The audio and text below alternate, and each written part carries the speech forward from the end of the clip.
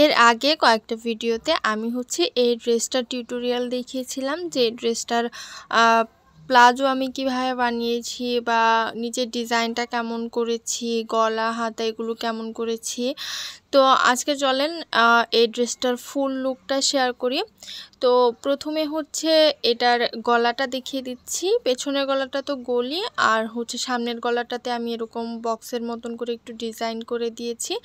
গলাটার নাম কি আমি জানি না, তবে আমি আমার মনের মতন করে ডিজাইন করেছি। আর এটা হাতার ডিজাইনটা খুবই সিম্পল। এটা যেহেতু বাসায় পরার জামা, এত বেশি হিবিজিবি করব না, তাই হাতার মধ্যে একটু শুধু লেস লাগিয়ে দিয়েছি।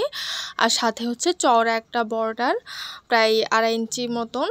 আর জামার নিচের এই যে লেস লাগানোর টিউটোরিয়ালটা আমি কিন্তু অলরেডি দেখিয়েছি কিভাবে এত সুন্দর করে ফিনিশিং করে নিচে লেস লাগানো যায়। যারা এই ভিডিওটা দেখেন নাই তারা কিন্তু অবশ্যই দেখে আসবেন, আমার চ্যানেলে আপলোড করা আছে। তো জামার নিচে আমি সুন্দর করে এরকম চিকন করে লেস বসিয়ে দিয়েছি। আর এই তো জামাটা খুবই সিম্পল রেখেছি।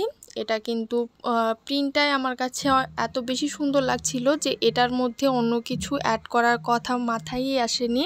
তো এখন চলেন দেখাই এটার যে প্যান্টটা, সেটা আমি প্লাজো বানিয়েছি। প্লাজোর নিচে ঠিক হাতার যে ডিজাইনটা দিয়েছিলাম সেম ডিজাইন, চওড়া করে বর্ডার করে, তারপরে উপরে যে লেসটার জাস্ট বলগুলো বের হয়ে থাকবে এরকম করে একটা ডিজাইন করেছি।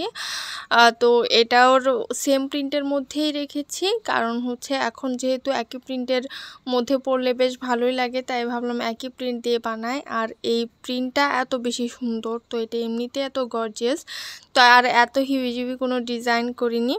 আজকের এই ড্রেসটা কেমন হয়েছে অবশ্যই কিন্তু আমাকে কমেন্ট করে জানাবেন।